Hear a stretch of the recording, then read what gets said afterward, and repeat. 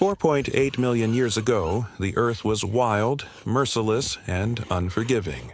No fire, no weapons, no tools, only hunger and the desperate will to survive.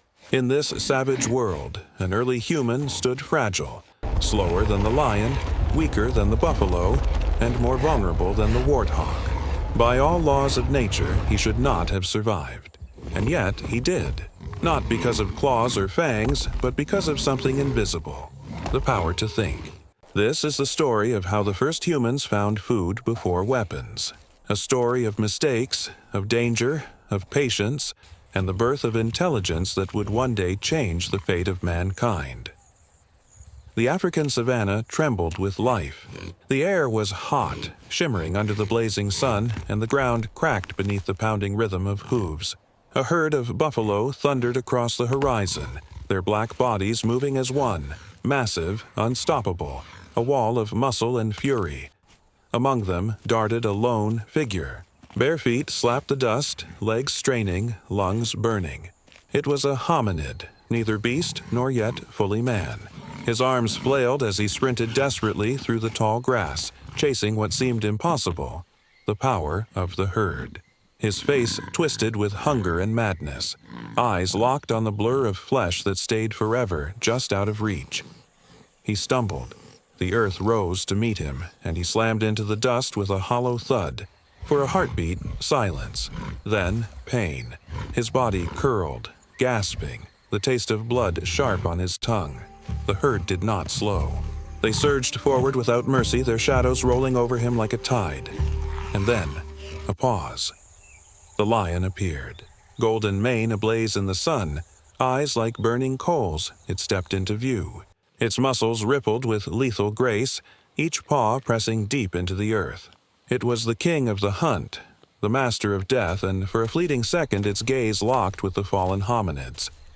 The air froze. The lion's stare carried no pity, no hate, only the raw certainty of power. The hominid's chest tightened. He was not predator here. He was prey, but then fortune twisted. A squeal split the silence. From the tall grass, a warthog piglet burst forth, lost and frantic. The lion's head snapped, instincts shifting, but the hominid moved first. His hand shot out, clutching the tiny creature with a strength born of desperation. The piglet writhed, squealing louder, its small legs thrashing against his chest. The lion's ears twitched, its tail lashed, but it did not attack. Perhaps the king had no interest in such a pitiful prize. Or perhaps it knew that hunger itself was the harsher enemy. Clutching the piglet, the hominid staggered to his feet and ran. His legs wobbled, his breaths tore from his throat, but his grip never loosened. Dust rose behind him as he fled across the sunlit savanna, not with triumph, but with raw survival. For in this brutal land, victory was never clean. It was stolen, fragile, and always chased by shadows. The chase was over, but the victory was hollow. The buffalo herd had vanished like a storm passing over the horizon, and the lion had melted back into the tall grass, leaving only silence behind. The hominid stumbled forward, clutching the squirming piglet against his chest, but with every step, the weight grew heavier. Not from the animal, but from his own exhaustion. His chest burned, his stomach groaned with emptiness, and his legs shook like brittle twigs. At last, his grip loosened. The piglet squealed, wriggled free, and vanished into the grass. He did not chase it. For the first time, he stopped. His body swayed, his ribs heaving beneath thin skin. The blazing sun pressed down on him like a hammer. His mouth was dry, his stomach an aching void, but he did not move in blind desperation. Hunger had humbled him, slowed him. Instead of madness, something else began to rise. Thought. He crouched low in the shade of a thorny bush, his eyes scanning the endless plain. His breathing steadied, his gaze sharpened. The savanna was alive with secrets if one had the patience to see them. Not far ahead, a warthog moved with careful purpose, snout pressed into the ground. The hominid watched silently. The animal rooted, sniffing, digging. Its tusks churned the earth, sending clumps of dirt flying. Minutes passed. sweat dripping from the hominid's brow, but he did not blink. He studied, then it happened. The warthog tugged free a hidden prize, a swollen root, thick and heavy, coated with soil. With a grunt of satisfaction it began to chew. The hominid's eyes widened. His hunger clawed at him, but his mind sparked with something greater. This was not chance. This was knowledge. Food did not only run on hooves or hide behind claws. Sometimes it waited beneath the earth, if only one knew how to find it. Slowly, he pressed his hand into the dirt, mimicking what he had seen. Fingers clawed at the soil. At first, nothing. Just dust, heat, and grit beneath his nails. But persistence was stronger than despair. Again he dug, and then resistance. His hand closed around something firm. With a final heave, the earth released its secret, a root, a tuber, food. The hominid raised it to the light, dust caking his hands, his face cracked in wonder. Hunger had not destroyed him. It had taught him. And crouched in the shadow of thorns, he discovered the first true spark of humanity. Survival through thought, not just instinct. The root filled his stomach, but only barely. Hunger was not so easily defeated. The savanna stretched wide and merciless, a kingdom of predators and prey, of endless struggle beneath the sun. Yet something had changed. The hominid no longer moved blindly, chasing anything that ran. He had learned. Now, patience guided his steps. He saw them, antelope grazing at the far edge of the plain. Their ears flicked, their bodies tense, ready to flee at the first sound. Once he would have rushed, driven by hunger's madness. Now he crouched low, silent. He waited. The hours dragged. Heat pressed down, sweat stung his eyes, and his tongue felt like sand. Still he waited. He had no claws, no fangs, no speed, but he had endurance. Where beasts grew wary, he grew patient. Where predators pounced in moments, he could stalk for miles. The pursuit began not with a sprint, but a steady walk. One step, then another, always keeping the herd in sight, always closing the gap slowly. The antelope would bolt, startled by his presence, but he did not stop. He followed. When they ran, he ran. Not fast, not reckless, but steady. When they paused, he appeared again, forcing them to flee once more.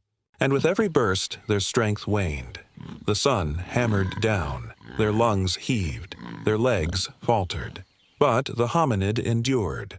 Thirst clawed at him. His body begged to collapse, yet something fiercer burned within him. Persistence.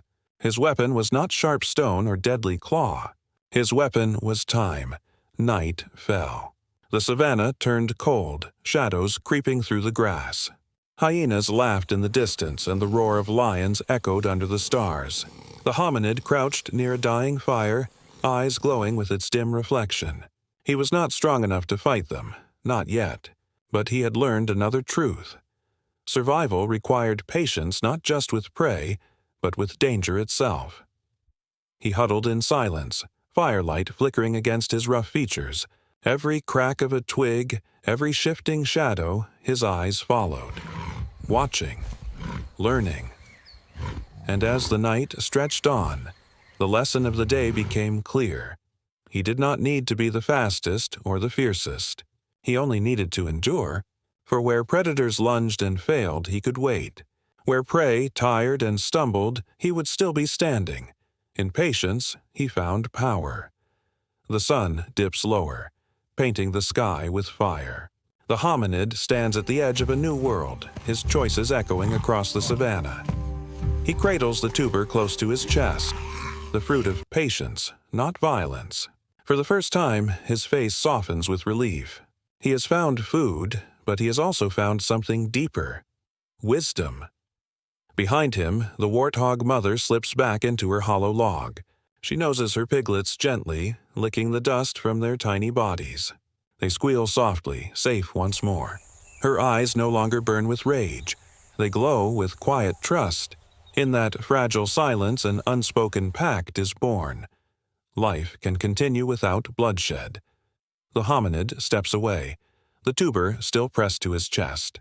As he moves past a herd of grazing Cape buffalo, they do not scatter this time. They sense his calm. He is no longer the desperate intruder hiding among them. He walks in rhythm with the land, as if finally accepted by it.